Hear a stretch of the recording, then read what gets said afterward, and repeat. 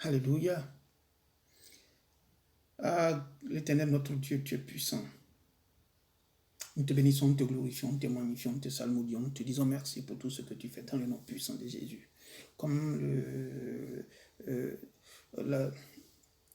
chant le dit, laisse-moi Satan, laisse-moi mon méchant, laisse-moi la méchanceté à moi qui colle à moi, laisse-moi, effet satanique, effet diabolique, effet de la sorcellerie, laisse-moi paix, car je me suis donné à l'Éternel, je ne suis plus ta chose, je quitte ton giron, j'entre dans la main de l'Éternel et que c'est sa main qui me protège, car au moment où j'avais besoin d'un enfant, je t'ai demandé un enfant, toi Satan, tu m'as dit, donne-moi un pagne.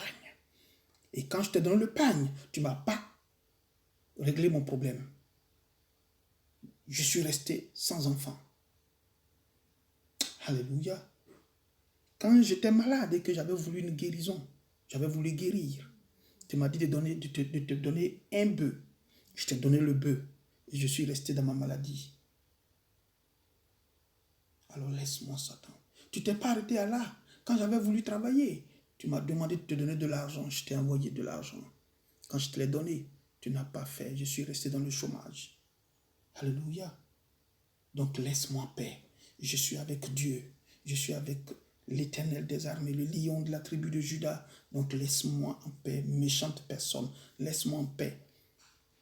Alors, là où je t'ai demandé une chose, tu m'as réclamé plus de deux.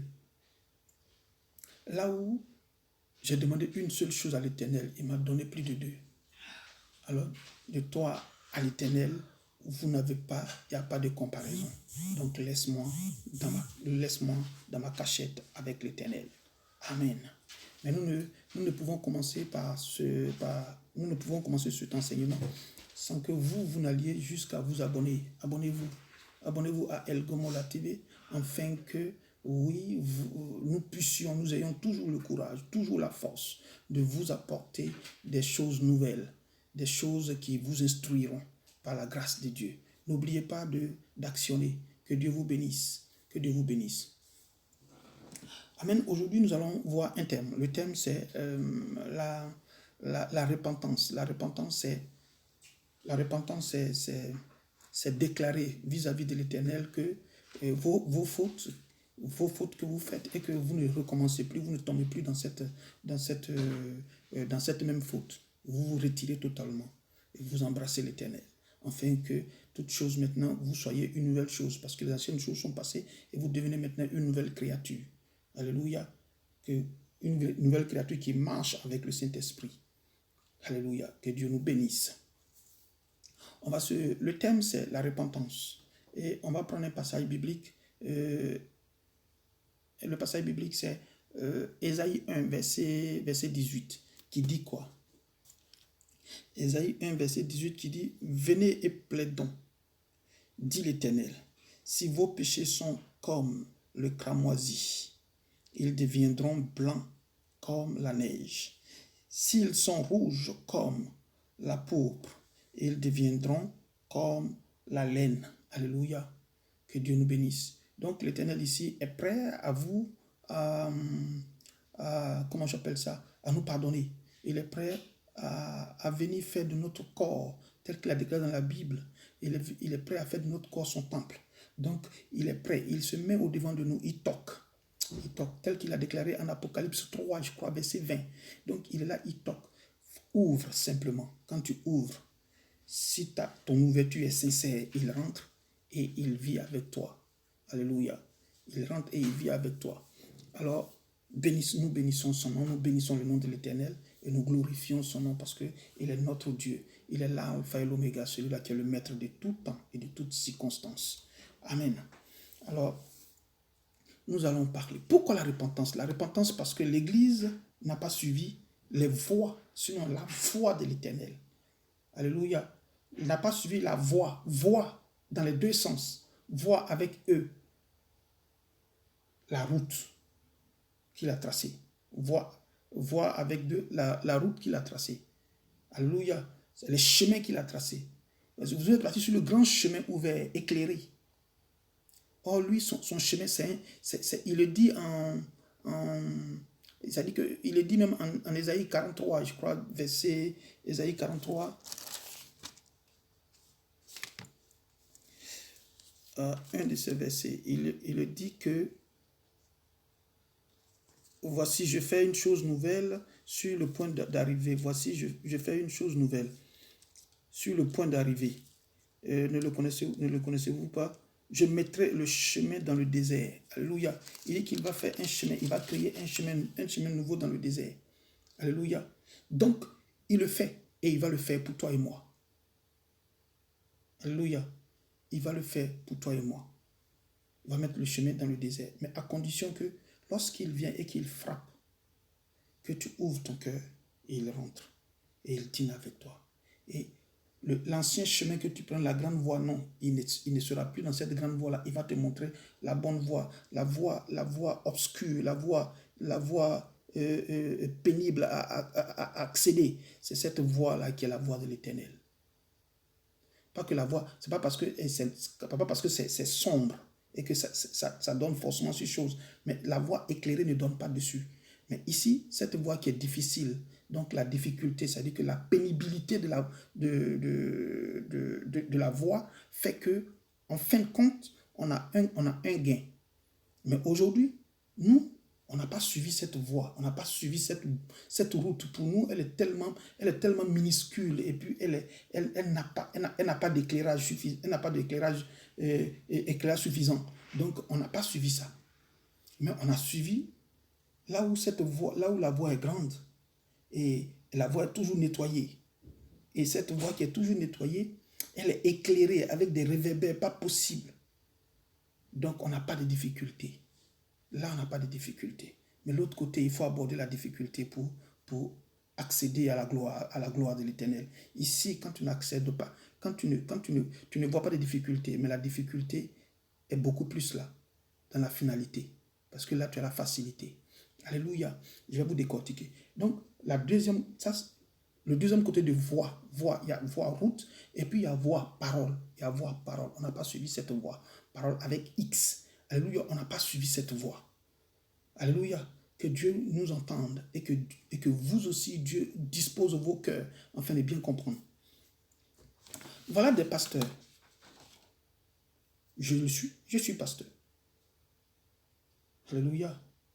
Mais c'est qu'aujourd'hui, les pasteurs n'ont pas suivi la voie de l'Éternel, la route comme la parole de l'Éternel. Nous sommes restés là en train de prêcher la prospérité, en train de prêcher en train de prêcher, comme on appelle les méga-church. Que j'ai une grande église. J'ai mon église qui fait 5000 personnes. J'ai mon église, il y a une assemblée. On fait 4 fois les cultes. Donc tout ça, ça a envoyé les hommes de Dieu à faire des choses autres que la parole de Dieu, autres que la route que Dieu a tracée. Dieu qui leur dit que voici ma voie. Dans le désert, je vais faire un chemin. Ça veut dire que dans la difficulté, lorsque vous serez dans la difficulté, moi, l'Éternel, je vais toujours créer un chemin pour vous. Mais vous n'avez pas cherché une difficulté. Pour vous, vous avez cherché un raccourci. Un raccourci avec des réverbères. Un raccourci avec des alphates. Un raccourci avec le goudron, en fait. Un raccourci avec le goudron. Un raccourci avec tout. Avec les 4x4. Un raccourci avec les Porsche. Un raccourci avec tout type de voitures. Un raccourci avec les voitures teintées. Un raccourci même avec les gardes de corps, un raccourci avec les accords, c'est-à-dire être en alliance avec les hommes politiques du pays. Un accord. Non. Des raccourcis comme ça, c'est pas ce que Dieu veut de nous en tant qu'être vivant, en tant que chose, comme on appelle, pasteur. Alléluia. Dieu ne veut pas ce genre de choses. Dites la vérité biblique. Dit la vérité biblique. Et alors nous, les hommes de Dieu aujourd'hui, nous sommes partis ailleurs. Nous sommes partis chercher même des puissances pour pouvoir aider l'Éternel, pour pouvoir aider Dieu à nous élever, pour pouvoir aider Dieu à nous aider à escroquer, pour pouvoir aider Dieu. Mais non, Dieu il ne t'a pas dit aide-moi. Il dit que c'est à moi la vengeance et la rétribution, que c'est lui seul qui peut le faire. C'est pas par rapport à toi. Oui, notre Dieu nous a dit mariez-vous. Il n'a pas dit de te marier. Et puis en plus de ce que tu fais à l'église, il y a telle ou telle autre, il y a une autre femme qui est là pour toi. Non, il a dit de te marier. Quand tu te maries, ta femme là, c'est pour toi. Mais les autres femmes là, il faut les laisser. Mais dans l'église, mes frères pasteurs dans l'église, il y a des pasteurs parmi nous qui ont leurs copines. Frère, c'est honteux, mais c'est la vérité. Qui ont leurs maîtresses. C'est honteux, mais c'est la vérité. C'est réel. Alléluia. Donc, il y a beaucoup de choses qui se font dans les églises. On ne prêche plus, on ne prêche plus choses, comme on appelle, on ne prêche plus Dieu, mais on prêche Satan au détriment de Dieu, de l'église, au détriment de Dieu, dans l'église. Alléluia, alléluia. Jusqu'à même, on arrive souvent même à faire quoi? Les serviteurs, comme je l'ai dit tantôt, ils se marient. Aujourd'hui, on ne fait plus que promouvoir la cupidité dans les églises. Ça veut dire quoi? Ça veut dire qu'aujourd'hui, on est là, on fait de ces spots publicitaires. Et quand on te met sur un spot, quand on fait ce genre de spots publicitaires, quand on arrive là-bas, c'est pour te dire que non, mais déjà, moi, j'ai fait ma publicité. Donc, pour me voir d'abord face-face, ça veut dire un entretien, c'est déjà de l'argent qu'il faut débourser. Pour me voir d'abord. Maintenant, ce que je vais dire là, quand je vais sortir, il faut que tu fasses une offrande. Ça veut dire que l'homme même qui est malade, qui vient te voir, il faut qu'il donne d'abord un montant afin que tu pries pour lui. Il faut donner 150 €, il faut donner 200 €. Et même, il y a des kits pour que le mariage vienne vite à toi. Il y a des kits pour que le travail vienne vite à toi. Il y a ce genre de kits-là. Et tout ça, c'est des kits qui vont dans l'ordre de 150 à 200 € ou 100 €. Donc, toutes ces choses-là sont des manigances au sein de l'Église qui existent aujourd'hui. On oublie même que Dieu lui-même, qui est la source de toute existence, on oublie qu'il existe. C'est-à-dire, on oublie que c'est lui qui est le maître même de choses, l'or et l'argent. On oublie ce genre de choses-là. On va jusqu'à payer même des bagues. On va jusqu'à sacrifier, je ne sais pas comment on fait, mais on fait des bagues et puis c'est des bagues magiques, c'est des bagues, comment on appelle ça, magnétiques, magnétisées, pour pouvoir faire tomber, pour pouvoir hypnotiser des personnes, et tout ça. Donc on a tout ça, on a même du savon. Et on va même avoir des chevaliers, de ces grandes chaînes qui ont un impact, qui ont un impact sur comment on appelle ça, sa qualité spirituelle. Ça veut dire au niveau de ce fait-là, il y a un magnétisme qui se fait et puis il a la force de pouvoir convaincre, il a la force de pouvoir parler et il parle. Et même, on a fait de sorte qu'aujourd'hui, Dieu même ne soit même pas dans les églises parce que Dieu n'est plus dans les églises. Dieu a déménagé des églises. Dieu est ailleurs. Il est ailleurs. D'autant plus que dans un certain nombre de pays aujourd'hui, sinon dans un des pays que nous connaissons bien, frère, il y a eu même des sacrifices. Ils sont allés jusqu'à tuer un chantre qui était en plein jeûne. Ils l'ont tué. Ça, c'est l'œuvre de qui? C'est certainement des pasteurs, parce que c'est en pleine église, sur l'autel de l'église, c'est-à-dire sur la chair. Alléluia. On a décapité le jeune homme. Et il s'appelait Silvio. Alléluia. Que la paix de l'Éternel soit avec lui. Alléluia. Donc, aujourd'hui, l'église, les hommes de Dieu ont changé de chemin. Ils ont changé de chemin.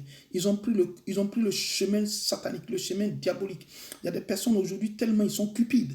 Ils sont cupides. Ils se tapent aujourd'hui la poitrine pour dire qu'ils sont millionnaires. J'ai 700 millions par an. Ils se tapent la poitrine. C'est comme c'est les millions qui pouvaient lui donner le royaume des cieux. Non. Le million n'est rien. Le million, tu vas le laisser derrière. Mais attends, on a vu un certain nombre de gars qui sont décédés. Il y a Kobe, le basketteur américain qui est mort. Il n'est pas parti avec ses millions. On a vu tout près de nous, on a vu Didier Arafat. Didier Arafat n'est pas parti avec ses millions. Donc tes millions vont rester. Et toi, tu vas t'en aller. 100 millions. Tu vas t'en aller pas avec 1, 2, 3 millions, mais 0 millions. Donc 100 tes millions. Donc, vous voyez un peu, notre cupidité a installé dans l'église une anarchie. Et cette anarchie est tellement forte que nous ne pouvons plus rien faire. Frère, nous ne pouvons plus rien faire. Or, nous disons connaître la parole, nous disons connaître la force de Dieu, nous disons connaître la parole de Dieu. Mais si nous connaissons la parole de Dieu, qu'est-ce que Jacques nous dit? Jacques 1, à son verset 23, nous dit.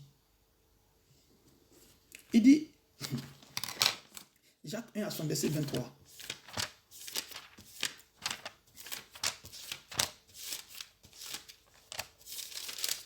Jacques 1 à son verset 23. Qu'est-ce qu'il nous dit? Il dit, car si quelqu'un écoute la parole et ne la met pas en pratique, il est semblable à un homme qui regarde dans un miroir son visage naturel. Alléluia. Et, donc au 24, ça continue, et qui, après s'être regardé, s'en va et oublie aussitôt comment il était. Qu'est-ce que ça veut dire? Ça veut dire que quand tu regardes la Bible, toi qui mens, toi qui voles, toi qui dis n'importe quoi, quand tu regardes la Bible, tu dis tu connais la Bible, mais quand tu regardes la Bible te décrit, la Bible te dit que tu mens. La Bible te dit que c'est vrai. Toi, tu mens, tu es un voleur, tu es un menteur, tu es un escroc, tu es un perdu. La Bible te le dit, mais comme tu as déjà berné les hommes et que tu es en face de ces mêmes hommes, tu ne peux pas reconnaître. Parce que si tu reconnais, tu vas tout donner. Et donc, tu regardes et puis tu ne mets plus ça en pratique. Alléluia. Et c'est ça. Voilà pourquoi aujourd'hui, j'en appelle aux frères chrétiens et surtout aux pasteurs. Vous voyez tout récemment sur l'Internet, nous avons vu un certain nombre de personnes. Et ces personnes-là qui ont parlé des hommes de Dieu qui ont fait des miracles durant je ne sais pas combien de temps sur l'échiquier sur l'échiquier évangélique. Ah non, voilà, nous, on a fait ça, qu'ils ont fait des miracles et on les a appelés. Il y a d'autres qui se font appeler évêques, il y a d'autres qui se font appeler maréchal ou encore, comment on appelle, général. Il y a d'autres qui se font appeler professeur. Il y a d'autres qui, en fait, ils se font aider par des pratiques occultes. Ils se font aider par des pratiques occultes pour faire toutes ces choses-là. Et aujourd'hui, ils sont interpellés. Les hommes les interpellent pour leur demander, mais si vous avez cette force-là, cette capacité, de faire des prophéties et de faire des miracles. Des miracles. Que d'ailleurs vous faites à chaque instant qui se balade sur Internet. Aujourd'hui, le coronavirus est venu. On vous attend sur ce terrain de coronavirus. Venez faire. Parce que le monde a besoin de vous aujourd'hui. Le monde a besoin de vous. Que vous fassiez ça. Frère, que vous fassiez ça. Si vous vous cachez, c'est que vous ne maîtrisez pas la Bible. Parce que Jacques vous dit que vous vous êtes vu dans la Bible. Parce que c'est ça. Aujourd'hui, vous faites des ce n'est plus une affaire de choses, comme on appelle ça. Ce n'est plus une affaire de même Bible. C'est une affaire d'Internet. Parce que ce que je fais là, si demain je fais une faute et que quelqu'un me revient pour me dire « Ah frère, tu avais dit ça et puis c'est comme ça », la moindre des choses, je lui explique la situation ou bien je présente toutes mes excuses. Je fais une repentance. Frère, aujourd'hui, vous n'êtes pas là. Ce n'est pas effacer vos miracles. Vos miracles sont encore sur Internet. Vos miracles vous interpellent. Donc, allez vite vers le corona. Faites le miracle. Afin que le corona n'atteigne pas l'Afrique. Afin que le corona n'atteigne pas, je ne sais où, ne prenne tout le monde. Aider le monde à bannir le corona. Frère, vous n'êtes pas arrêté, vous ne vous êtes même pas arrêté à là seulement. Parce que quand on rentre dans la profondeur des choses, quand on rentre aujourd'hui dans la profondeur des choses, on regarde, on sent que dans les églises, on a toujours eu affaire à une organisation, à un staff. Alléluia. Et dans le staff, on a des personnes qui sont utilisées comme des enfants chéris du pasteur, des enfants chéris du pasteur, des enfants vraiment bien aimés du pasteur. Mais en fait, ces enfants-là sont des personnes qui sont là pour faire des rapports, des enquêtes. C'est le côté FBI de l'Église. Donc, eux, ils prennent des renseignements et ce sont eux, bizarrement, tu es là, tu ne dis rien à quelqu'un, mais ta vie est installée dans la main de l'homme de Dieu. Bon, ce genre de critiques-là, ce genre de rapports, qu'est-ce que ça vous apporte? C'est ça la sagesse à l'Église? C'est ça la sagesse à l'Église ou bien c'est ça les prophéties de l'Église? Parce que pour rien du tout, des personnes prennent des renseignements sur toi. Qu'est-ce qu'il fait? Qu'est-ce qu'il est? Qui il va devenir? Comment il va devenir? Qu'est-ce qu'il mange? Non, c'est moi qui lui ai donné un morceau de pain, donc il faut reconnaître. Non, les gars. Non. Ananias et Saphira, quand vous voyez un peu bien plus en avant, parce que là au 5, non, vous partez au 4, au 2, acte 2, acte 3, acte 4, vous verrez qu'il y avait une organisation. Personne n'allait dire à son ami tel a mangé tel a mangé tel. On faisait le partage et puis on s'en foutait de ce qu'il mangeait ou pas. Mais on lui donnait toujours sa part. Et qu'il y avait toujours ce qu'on appelle l'apport fraternel. L'apport fraternel. Cet apport fraternel faisait qu'on n'a pas besoin de partir critiquer, de partir faire quoi que ce soit, à qui que ce soit.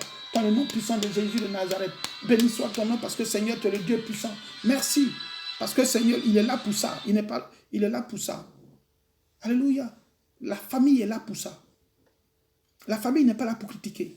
Si vous dites aujourd'hui que vos églises sont des églises de famille, sont des églises de paix, ça veut dire que c'est une famille, c'est une grande famille, donc où doit régner l'atmosphère fraternelle. Mais franchement,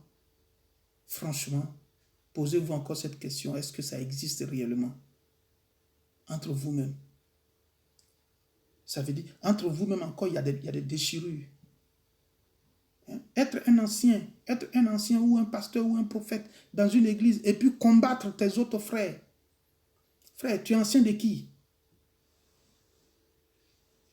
Toi-même pasteur, quand tu regardes, tu ne visites pas, tu n'appelles pas. Qu'est-ce que c'est que qu'est-ce que tu prends comme amour? L'amour, ce n'est pas dans les gâteaux. L'amour, ce n'est pas dans ça. Ce n'est pas lorsqu'on s'attrape un jour ouvrable ou chose comme on appelle après une prière. Non, l'amour, ce n'est pas dans ça. L'amour, c'est quotidiennement. C'est allô. C'est mon frère, comment tu vas? C'est ça, dans la régularité. Parce qu'il faut regarder. Mais vous n'avez pas fait ça. Ok? Vous n'avez pas fait ça. Vous êtes resté en train de détruire, vous êtes resté en train de mentir, vous êtes resté en train de voler, vous êtes resté en train de faire ce qui n'est pas bon. Alléluia. Aujourd'hui, nous parlons du coronavirus. Le coronavirus est un phénomène réel, est un fléau réel. Ça tue.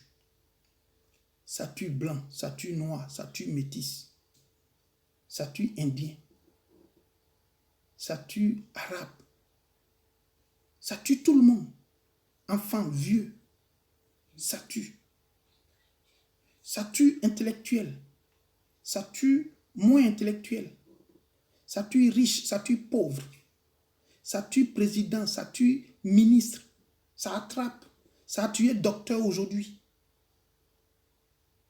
Alléluia. Donc, ce n'est pas une messe, ce n'est pas de la blague. Ce n'est pas de la blague. C'est du réel. C'est du réel. Mais est-ce que vous avez préparé, nous en tant qu'hommes de Dieu, on a préparé le peuple de Dieu à affronter cela? Mais non, on n'est pas venu, nous les hommes de Dieu aujourd'hui, je ne suis pas venu pour faire ça. Mais c'était ton travail, mais tu ne l'as pas fait. Non. Mais moi, je suis venu, je les enseigne, mais c'est à eux. Non, c'est toi qui dois leur montrer. Parce que quand Moïse est venu, Moïse n'est pas passé par 10 000 chemins. Il est venu pour donner la capacité aux enfants de Dieu de sortir de l'Égypte et de traverser le désert, sans oublier l'eau, la mer qu'ils avaient traversée. Donc, il les a prêtés à traverser le désert. Mais toi, homme de Dieu, as-tu apprêté ton peuple à traverser le désert du coronavirus, du Covid-19? Est-ce que toi-même tu es prêt? Est-ce que toi-même tu avais déjà entendu? Parce que Moïse avait déjà entendu le message de Dieu sur Horeb. Va leur dire que celui qui t'envoie. Toi, est-ce que Dieu t'a dit, va dire au peuple que celui qui t'envoie, c'est le Jésus, qui lui te permettra, parce que lui, il est régulier, il est idem, il ne change pas. Le temps n'a pas d'effet sur lui. Donc, qui t'a envoyé pour pouvoir les sortir du Covid-19? Mais non. Plutôt, tu t'es fait envoyer en fait de les escroquer pour que tu aies au moins 700 millions par an. C'est ça. Plutôt, tu t'es envoyé avec de la magie, comme Simon le magicien, pour tromper les hommes et pour pouvoir t'acheter des Range Rover 4x4, des Mercedes 4x4, des MLX 4, je ne sais pas quoi encore, des avions, des jets privés. Tu les as trompés pour dire que tu as une agence qui construit des maisons, afin que ces personnes-là puissent te donner. Et puis tu les roules dans la farine. Ou encore, tu te fais passer par une agence de voyage pour dire qu'on va aller faire, comment on appelle, quel truc en Israël, et ainsi de suite. Et donc, tu as ton pourcentage dessus. Non, arrêtons ces imbéciles. Excusez-moi, mais arrêtons ces genres de choses.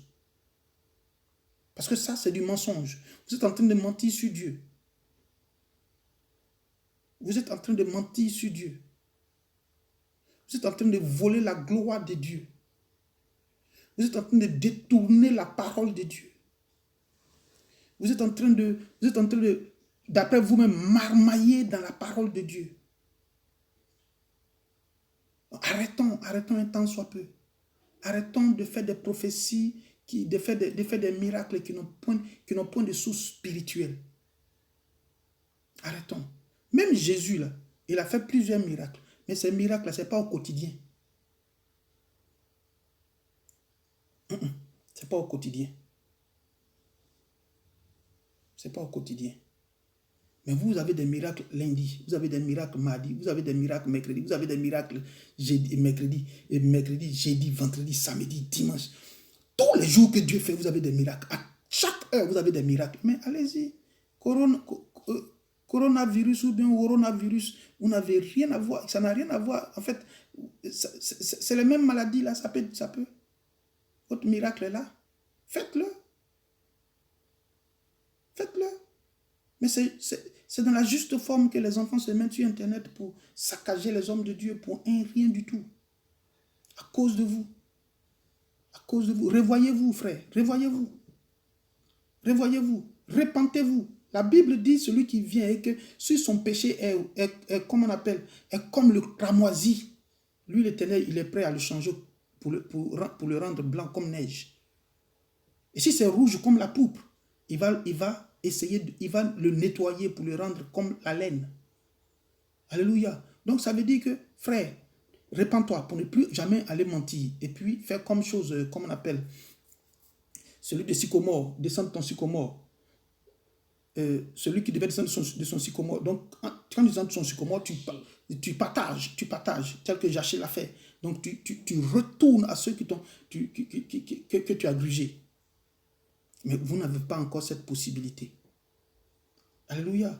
Donc, frère, je vous exhorte dans les prophéties millimétriques, ou je crois bien charismatiques, et dans les appels de je suis le général, je suis le commandant, je suis le... Non, même si tu es l'évêque. L'évêque, c'est gardien, c'est surveillant. C'est rien d'autre. Alléluia. Donc, retournons sur ce côté-là. Allons-y vers là. Soyons calmes. Calmons-nous. Pour que Dieu puisse encore agir. Je t'assure que c'est Dieu. Il dit, l'or et l'argent m'appartiennent. Donc, voilà. Donc, pour ne dire que cela pour l'instant, on va voir un peu plus. Regardez, il y a aujourd'hui, donc, si nous sommes sur le coronavirus qui est en train de nous frapper aujourd'hui, mais bien avant le coronavirus, il y a eu beaucoup. Il y a eu beaucoup d'autres choses. Nous avons eu le sida qui a décimé des personnes, des milliers et des milliers de personnes, des centaines de milliers de personnes. On a aussi l'Ebola qui a tué des hommes comme des mouches en Afrique. Alléluia. On a aussi la grippe aviaire qui est venue. Pour rien du tout, ils ont détruit tout ce qui est les porcs, les quoi des hommes et tout ça un peu partout. Vous voyez, même dans d'autres pays, les cultures, c'est-à-dire que les criquets envahissent les cultures du maïs, de niam, de riz, en fait, d'arachide et tout ça. Les criquets dévorent. Alléluia. Et sous d'autres cieux, on a soit la Floride ou encore une partie des États-Unis où l'eau, la mer est sortie et a détruit. On a des tremblements de terre. Haïti, c'est pas loin. On a eu Haïti qui a tremblé 2 fois. Ça a été un désastre, pas possible. Frère, on a eu des grands vents. On a eu des grands vents. On a eu Mitch, des ouragans, je ne sais pas, et Katerina. On a eu beaucoup de choses. Jusqu'à on nomme, c'est-à-dire que moi, en fait, comme nous, on ne maîtrise pas tout ça, mais il faut dire qu'on a eu ces genres de choses-là. Regarde, la dernière des choses qui m'a marqué, c'est le feu de brousse qui a pris l'Australie. Et il y a des images qui m'ont marqué. Ce n'est pas une seule, il y a des images qui m'ont marqué. J'étais en train de fouiller sur le net et puis voilà que je vois des animaux pendant que le feu les poursuit. C'est-à-dire que le feu veut les décimer et les hommes, les pompiers sont en action pour éteindre. Je t'assure que les animaux, là, ils voient les hommes venir vers eux, ils ne courent pas. Ils viennent et puis ils sautent sur les animaux, ils s'asseyent. Et puis on les mouille de l'eau, on leur donne de l'eau et puis ils boivent. Frère, réfléchis. Animal qui est dans brousse, il voit l'homme venir vers lui. Ça dit, il n'a même pas peur. Il s'est dit, derrière moi là c'est le feu. Je préfère aller chez l'homme, là, me donner de l'eau. Est-ce qu'il n'y a pas une réflexion qui vient là? Le monde va où? Frère, la fin du monde n'est pas loin. La fin du monde n'est pas loin. C'est l'intelligence. En fait, c'est ça, je pense. J'ai vu des animaux, ça dit que des trucs tels que, bon, je ne sais pas comment on les appelle, peut-être c'est des rats nageurs ou bien, comment on appelle, c'est pas trop. Mais chez nous, on appelle ça agouti. Frère, le type, il sort et puis il s'assoit tranquille. Et puis on met de l'eau dans sa bouche comme ça. Et puis il boit. On le prend comme un enfant. Et puis on va le déposer. Imagine-toi. Jusqu'à où c'est arrivé? Imaginons-nous. Jusqu'à où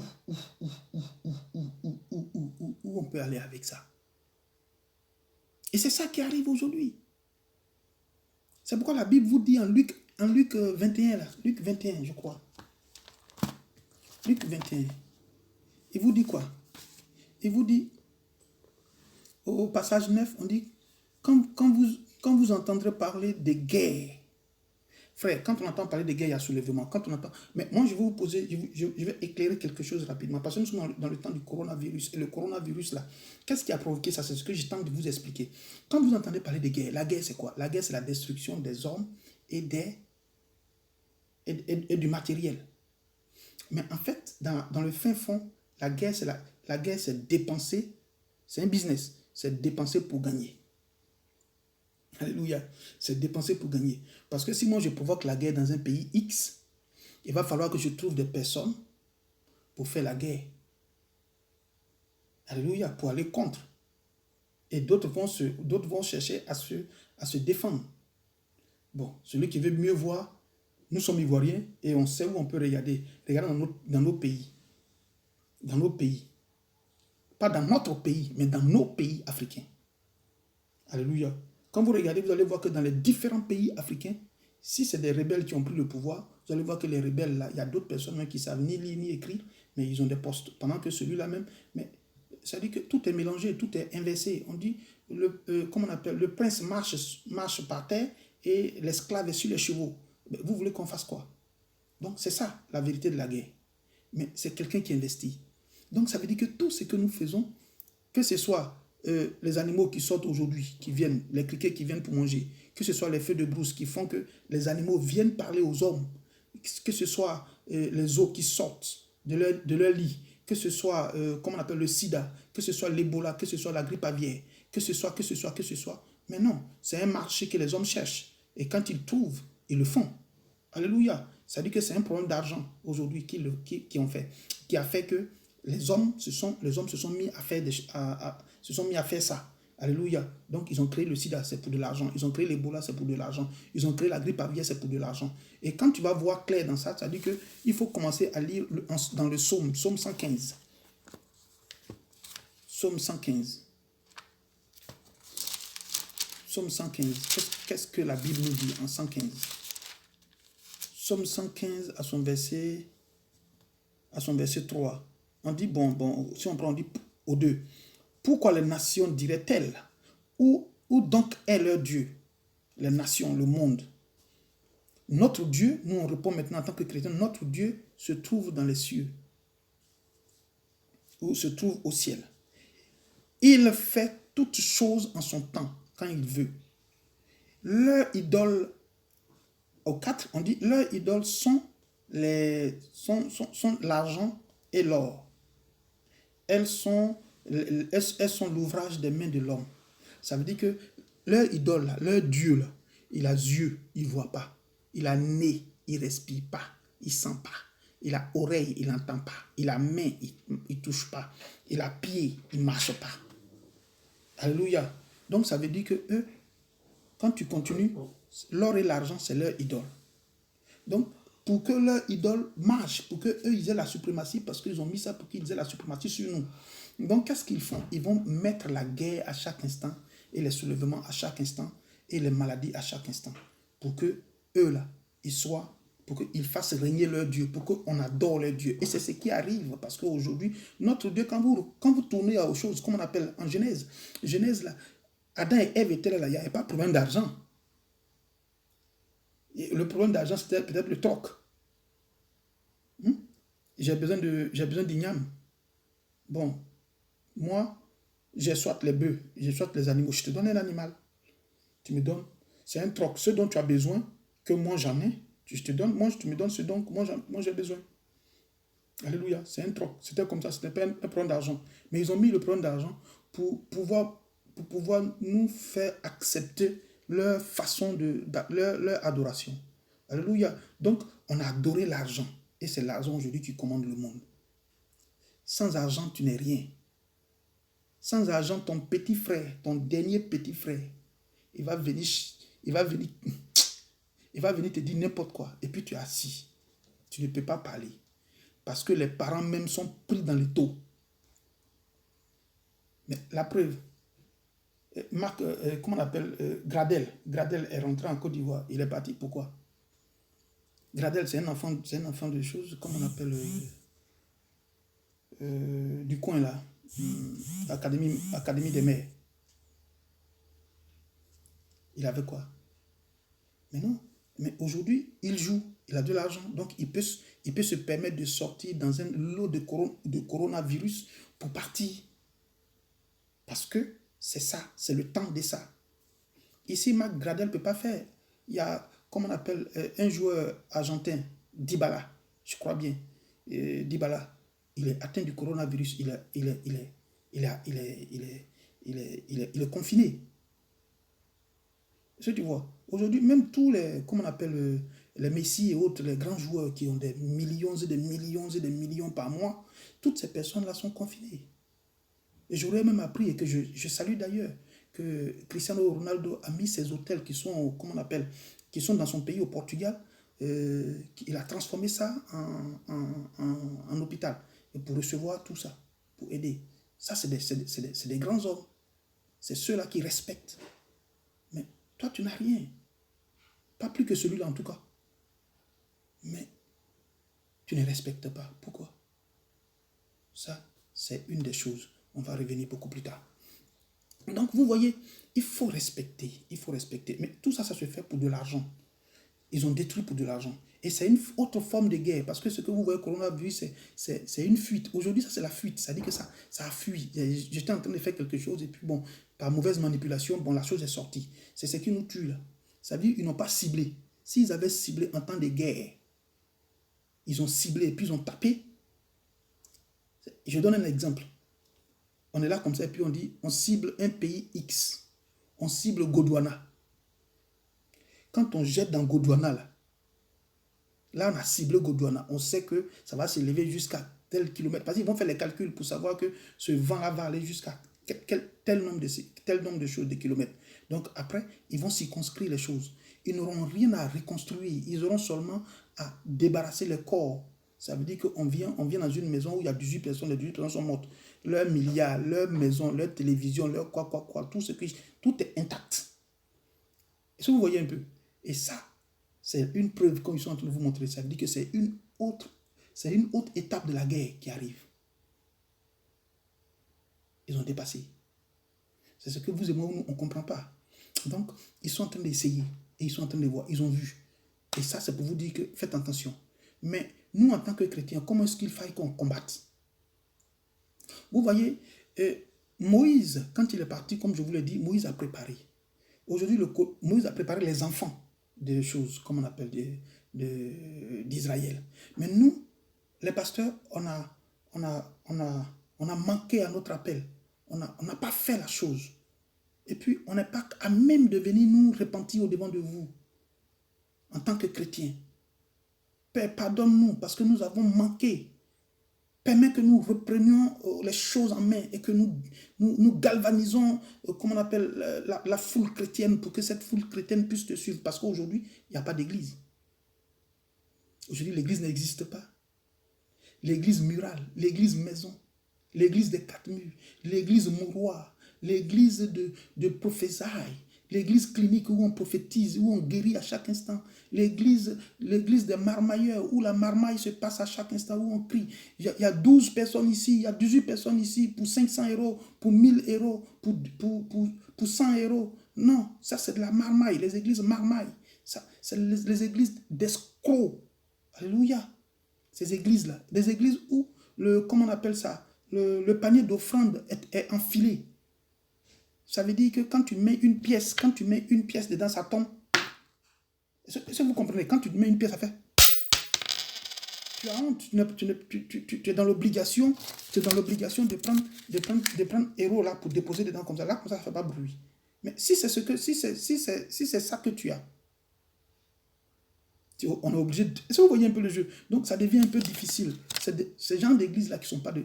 C'est pas bien. C'est pas bien. Comment il faut combattre? Il faut déjà apprêter les enfants. Aujourd'hui là, il n'y a pas d'église. L'église, c'est ce que toi et moi, nous sommes en train de vivre aujourd'hui. L'église, c'est quoi? C'est que toi et moi, comme je peux le dire, toi et moi, qu'est-ce que nous faisons? Nous sommes en plein débat. En plein débat d'église. Ça veut dire que entre pasteur et fidèle, vous allez regarder ça après. Pour vous dire que au moment où Moïse les préparait, Moïse leur a dit, voilà ce que Dieu me dit. Donc on va prendre Exode 12. On va prendre Exode 12. On va prendre Exode 12. Exode 12. Moïse était à son poste. Et Moïse entendait ce que Dieu lui dit. Or, aujourd'hui, nos gars, nos pasteurs, nous les pasteurs, nous ne sommes pas à notre poste. Nous ne sommes pas à notre poste. Vous voyez, nous ne sommes pas à notre poste. Pour mieux comprendre cette affaire de poste, on va aller en Habakkuk. Habakkuk 1, Habakkuk 2, verset 1. Habakkuk 2, verset 1 qui dit, j'étais à mon poste et Dieu me parla. Que cette prophétie viendrait jusqu'à ça, va se réaliser. C'est une prophétie de destruction. Ce n'est pas une prophétie de construction, c'est une prophétie de destruction. Il dit, garde ça dans ton cœur, que ça va venir, ça va se réaliser. Mais déjà, il dit à Habakkuk, et puis Habakkuk dit maintenant au peuple. Maintenant, Habakkuk lui-même va survivre. Mais vous êtes confiné aujourd'hui en tant que pasteur, faiseur de miracles. En tant que pasteur, faiseur de miracles, vous êtes caché. Mais venez faire les miracles. Vous êtes confiné aussi. Pourquoi? Aujourd'hui, là, si tu es fort, tu dis à l'État français que moi, là, je peux. Tu vas voir que tous les millions sont en train de perdre, ils vont te donner ça. Eux, ils ne sont pas dans midi 14. Si tu as fait propre, ils te donnent. Il n'y a rien à faire. Donc, si tu veux vraiment l'argent, que tu sais que tu es capable, voilà, c'est le temps. Donc, Habakkuk était à son poste. Mais toi, quel est le poste que tu as occupé? Toi, tu étais à quel poste? Au poste de mensonge, au poste de vol, au poste de rapport, au poste de vilipender les autres, au poste de mal, de haïr ton collègue pasteur. Tu étais dans quel poste? Au poste de rapport ou au poste d'impudicité, d'impudique, ou au poste de soulard. Tu étais à ton poste. Moïse était à son poste. Et quand Moïse était à son poste, Dieu lui a parlé. Et que c'est lui maintenant qui répétait la chose. En Exode 12. Exode 12. Il dit, au verset 10, il dit, vous n'en laisserez rien. C'est-à-dire, si vous avez tué le bœuf, le mouton, le petit, l'agneau et tout ça, vous n'en laisserez rien. Quand vous mangerez, il dit, vous n'en laisserez rien jusqu'au matin. Et s'il en reste quelque chose le matin, vous le brûlerez. Quand vous le mangerez, vous, à la hâte, est-ce que vous voyez? Mais bien avant, il dit, vous allez tuer cet animal-là, vous mettrez le sang sur comment on appelle, sur le linteau, sur les portes. Et quand lui va passer la nuit, il va voir. Donc ça, on vient au 12. Il dit, cette nuit-là, c'est-à-dire quand vous avez fini de manger, que vous avez déposé, parce que rien ne doit rester, on doit brûler tout après. Mais vous déposez votre main sur la porte. La main là, c'est rempli de sang, vous tâchez ça. Pour que lui, quand il va passer, l'Esprit de Dieu va passer, l'Esprit de la destruction, l'Esprit de mort, quand l'Esprit de mort va passer, lui, il va voir. S'il voit là, il sait que là, il y a une alliance entre lui et la personne, et puis il ne fera pas. Donc, à ce moment-là, il va venir, et puis il va détruire. Il aura même un jugement. C'est-à-dire que tous les premiers-nés, que ce soit les animaux, que ce soit les hommes jusqu'aux animaux, il va détruire. Et il aura un jugement contre les dieux israélites. Pardon, pas les dieux israélites, les dieux d'Égypte. Alléluia. Donc, c'est ça. Moïse a fait ça. Donc, notre temps, la corona, là, ça se trouve dans l'air aussi. Mais Dieu dit, il vous dit aussi les mêmes choses. Il dit de faire de votre maison un signe. Mettez un signe sur la porte ou dans votre maison, afin que quand lui va passer, parce que c'est dans les airs, quand lui va passer la nuit pour pouvoir sécuriser, pour pouvoir détruire ce qu'il doit détruire,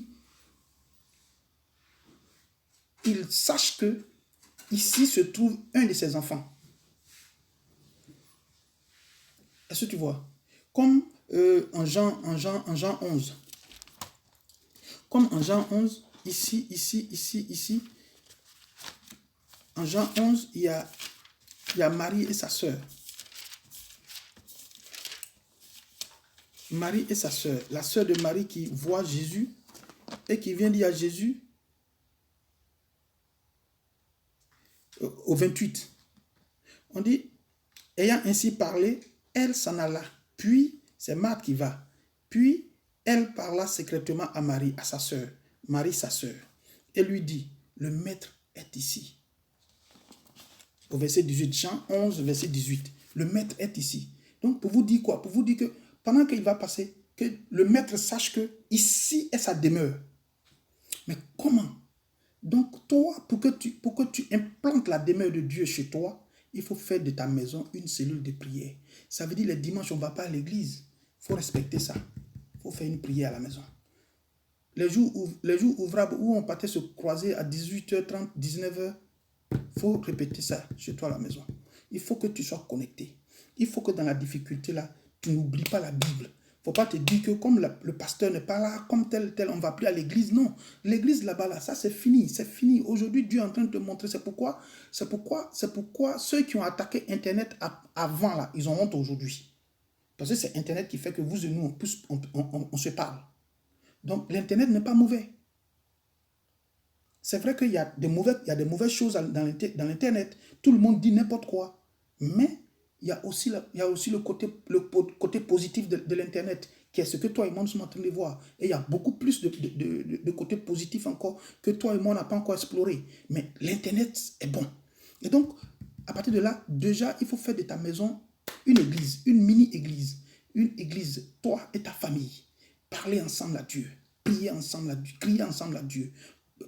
Je ne sais pas, méditez Dieu jusqu'à ce que vous vous connectez, vous vous attachez à Dieu, parce que c'est lui seul. C'est pas le pasteur Georges, c'est pas le pasteur Eric, c'est pas le pasteur, c'est pas qui d'autre, c'est pas le pasteur X ou Y, c'est toi et toi seul. Parce que la même Bible dit en Ésaïe 43, à son verset 26, il dit, toi-même, viens plaider, toi-même, viens, rappelle à ma mémoire. Toi-même, là, viens discuter. Viens parler de toi-même. Ça veut dire que c'est toi-même qui dois aller parler. Ce n'est pas le pasteur qui doit parler à ta place. Aujourd'hui, le pasteur est très loin de toi. Maintenant, toi-même, lève-toi. Attache-toi à ta parole. Attache-toi à la parole de l'Éternel. Et puis tu verras si Dieu ne fait pas. Alléluia. Oui, dans ce contexte-là, je vais vous donner deux choses. Il y avait Noé en premier. Noé en Genèse 6, Noé, qu'est-ce que Noé a fait? Parce que en fait, Noé en 6, Noé, qu'est-ce qu'il a fait? On dit, les hommes étaient, quand vous lisez à partir de 1, 6, Genèse 6, verset 1 jusqu'à 8, vous comprendrez. Et donc, on dit, en ce moment-là, il y avait trop de péchés. Les hommes faisaient du péché, les hommes parlaient mal, les hommes faisaient n'importe quoi. Les hommes parlaient n'importe comment. Est-ce que vous voyez? Mais c'est dans ce côté-là, vous allez comprendre que ce qui s'est passé en Australie avec les animaux dont j'ai parlé tout de suite, ça s'est passé aussi avec Noé, jusqu'à ce que Noé prenne même les animaux dans l'arche. Alléluia.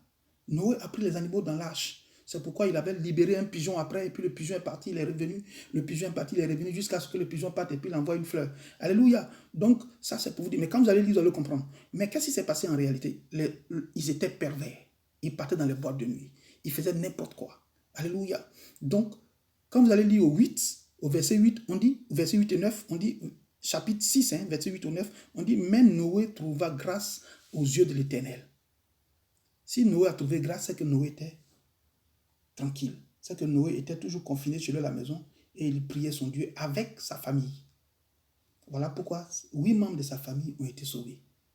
Ça dit 7 membres de sa famille plus lui ont été sauvés. Que quelqu'un dise Amen. On continue pour bien comprendre, on dit, voici la postérité de Noé. On dit Noé était un homme juste et intègre dans son temps. Alléluia. Et Noé marcha avec Dieu. Alléluia. Maintenant, on va au 19. Au 19 de Genèse encore. Vous allez comprendre le cas de Lot. Le cas de Lot. Bon, le cas de Lot. Au 19, qu'est-ce qu'on dit à Lot? Qu'est-ce qu'on fait croire? Lot nous fait croire. Lot aussi, il a eu une difficulté. Chacun a eu sa difficulté. Lot était dans un monde où il y avait la pédophilie. Où il y avait, comment on appelle, l'homosexualité. En fait, ça revient au même. Ça veut dire qu'aujourd'hui, là, de nos jours, ces mêmes choses existent. Non seulement il y a la pédophilie, il y a l'homosexualité. Et tout récemment, d'après ce que j'ai lu sur Internet, on dit que le pape a légalisé la pédophilie. Alléluia. Alléluia. Il a légalisé la pédophilie. On dit la chair fraîche, je crois bien, un truc comme ça. Donc, ça doit. Donc, en fait, je ne suis pas venu là pour parler de ça. Mais comprenez que la pédophilie a été légalisée. Et si la pédophilie a été légalisée, ça veut dire que les enfants de 3 ans, les enfants de 4 ans, 5 ans, 6 ans vont passer par cette casserole-là. Je prie Dieu que Dieu, dans toute sa gloire, dans toute sa puissance, se manifeste afin que ces choses n'arrivent jamais au nom de Jésus. Alléluia. Donc c'est la destruction du monde qui arrive. Amen. Donc voilà que Dieu ayant vu ce genre de choses en son temps, c'était déjà, comme on appelle, la sodomie, donc l'homosexualité. Et là, il va s'opposer. Il va briser. Et quand il va briser, il va permettre que Lot et sa famille s'éloignent. Mais si toi, en courant, en quittant les lieux, parce que Lot n'avait pas voulu quitter les anges, mais les anges l'ont fait sortir hors du village et lui ont dit, vas-y, ne regarde plus derrière. Et tu comprendras ça à partir du 15, ça veut dire chapitre 19, verset 15 au verset 17. Au verset 17, tu vas comprendre ça. Ils l'ont attrapé ils l'ont mis aux sorties de la maison, aux sorties du village, et puis ils l'ont dit, ne regarde plus. Après les avoir fait sortir, l'un d'eux dit, sauve-toi pour ta vie. Ne regarde pas derrière. Sauve-toi, cours. Maintenant, pour ta vie, il ne faut pas regarder derrière. Alléluia. Ne regarde pas derrière et ne t'arrête pas dans toute la plaine. Sauve-toi vers les montagnes de peur que tu ne périsses. Alléluia. Mais sa femme va regarder. Si toi, tu es encore attiré par les choses mondaines, par les choses sataniques, par les choses diaboliques que tu regardes derrière, c'est ton derrière que tu as donné. Alléluia. Donc Dieu est en train de te dire, si tu prends le temps de prier avec ta famille, de te mettre à part avec ta famille, cette épidémie ou cette pandémie qui frappe aujourd'hui tout le monde, toi, tu ne seras pas atteint. Alléluia. Alléluia. Et dans cette continuité, tu vas comprendre que la parole même dit avec Psaume 91. Psaume 91. Psaume 91. Oh, je suis tenu par... Voilà. Psaume 91. On dit ici, je dis à l'Éternel mon refuge, au verset 2.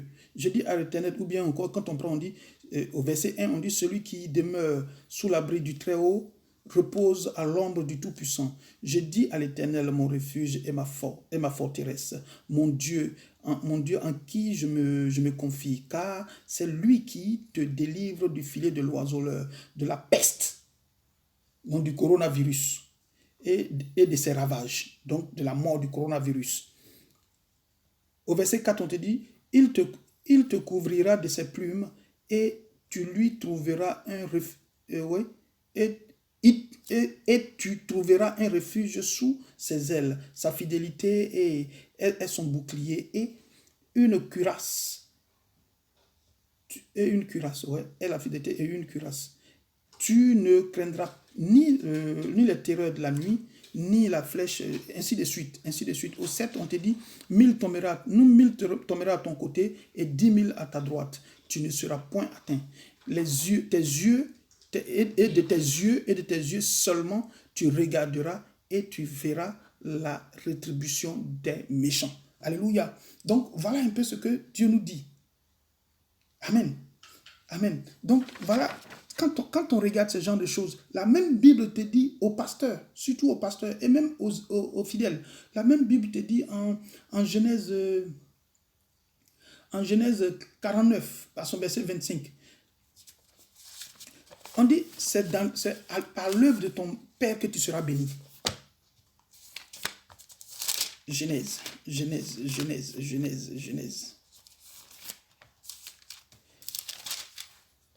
25. On dit, c'est Genèse 49, verset 25. C'est l'œuvre de ton Père. C'est l'œuvre du Dieu de ton Père qui t'aidera. C'est l'œuvre du Dieu de ton Père qui t'aidera. C'est l'œuvre du Tout-Puissant qui te bénira. Tant que tu ne fais pas l'œuvre du Dieu de ton Père ou l'œuvre de ton Dieu Tout-Puissant, tu ne seras pas béni. Si c'est l'œuvre de Satan, à tous les coups, Satan, tel que la chanson le disait tantôt, quand je t'ai demandé une fois, toi tu m'as demandé 3 fois, 4 fois. Ça veut dire que si tu as demandé à Satan de te donner des millions, des milliards, il va te les donner. Mais quand il va te réclamer, il va te réclamer jusqu'à la vie de tes enfants. Et pour finir, ça va se terminer sur toi. Et tu vas tout perdre. Alléluia. Et c'est ça, la Bible déclare. La Bible déclare. Alléluia. La Bible déclare cela. Parce que mon peuple périt par manque de connaissance. Si toi, pasteur, tu péris par manque de connaissance, si toi, pasteur, tu regardes, tu lis la Bible, tu connais la Bible et tu regardes la Bible si comme tu ne la connaissais pas avant, c'est si comme tu te regardes dans le miroir et puis tu vois que toi-même là, tu as une défaillance. Et cette défaillance-là, tu l'oublies. Mais pourtant, c'est de cette défaillance-là, les autres se moquent et rient. Alléluia. Donc, vraiment, ce que je peux vous dire aujourd'hui, 1, respectez les choses que les autorités disent sur les directives que les autorités vous donnent. Et c'est très difficile. Mais en même temps, je dis aux autorités, pardonnez. Vous-même là, faites un gros effort sur vous-même. Parce que si vous déjà vous permettez à un certain nombre de ministres de contourner la règle, les enfants aussi vont contourner la règle. C'est la même chose avec les pasteurs. Si les pasteurs ne disent rien de bon à leurs fidèles ne connaîtront rien. Cette affaire-là est très grave. Pardonnez, hommes de Dieu. Pardonnez les hommes politiques, les présidents, les premiers ministres, les ministres, le gouvernement de chaque pays africain. Pardonnez. Je me mets à genoux. Pardonnez. Ça là, c'est pas bon. Actuellement, je suis dans le confinement là. Je suis là depuis près de combien de jours? Depuis que ça a commencé là, j'ai pas vu. Je suis au 5e, j'ai pas vu en bas. Chez nous ici là, on va verser poubelle là. Poubelle là, c'est dans l'immeuble. On verse et puis on vient. C'est ce que je fais. Donc vraiment que Dieu nous bénisse. Que Dieu nous bénisse. Que Dieu nous bénisse. Que Dieu nous bénisse. Revenons réellement à la parole. Revenons à la parole. Que la parole soit vraiment un acquis dans notre vie. Que la parole soit un acquis dans notre vie. Je vous demande, Yaya, c'est zanté et pardonner. Laissez pardonner. Affaire de palabre là, c'est vrai. C'est vrai que nous là, nous on n'aime pas ça. Mais la vérité est là. Si les hommes arrivent là, confinez-les dans leur logique parce qu'on vous a donné un peu d'argent pour ça. Faites, sinon ce qui arrive là, c'est grave. Hein? L'Allemagne est frappée.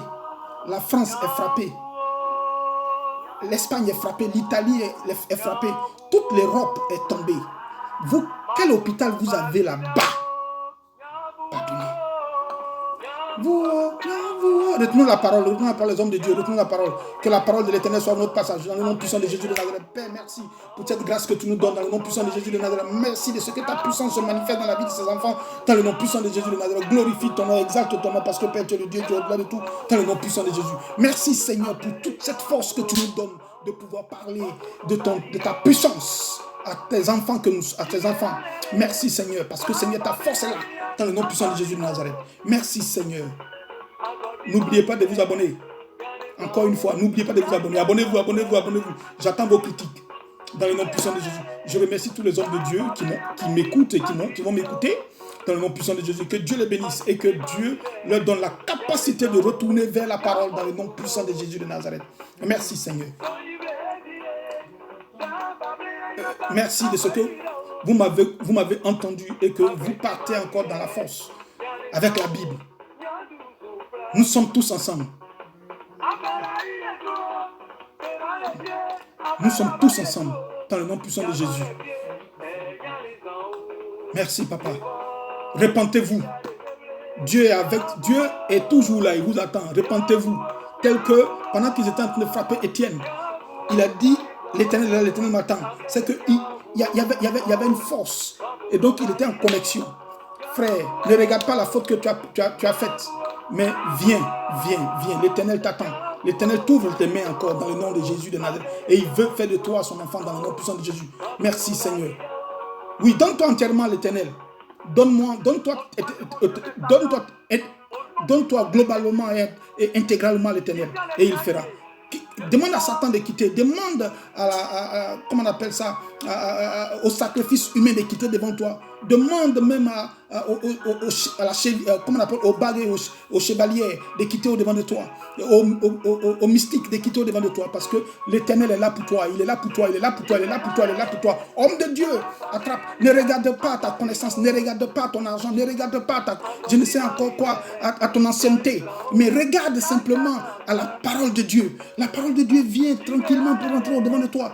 Père, ne doute point. Regarde, Dieu est avec toi, frère. Oublie le fétiche. Oublie la magie que tu fais. Oublie l'escroquerie. Oublie. Dans le nom puissant de Jésus de Nazareth. Manifeste la puissance de l'Éternel. Et tu verras si Dieu ne t'élève pas. Et tu verras si Dieu ne t'enrichira pas. Mais reste connecté à l'Éternel. Parce que c'est la plus grande des forces des hommes de Dieu. Dieu t'a dit de te connecter à lui. Car c'est lui qui est mort. C'est lui qui est quitté, c'est lui qui est quitté dans les cieux. L'esprit est devenu chair. Et cette chair-là est partie jusqu'à mourir pour toi, afin que toi tu ne meurs point. Alors, si la chair est aujourd'hui élevée à jamais, c'est que tu es élevé demain. Alors, merci Seigneur. Merci Seigneur. Laisse Dieu se manifester en toi.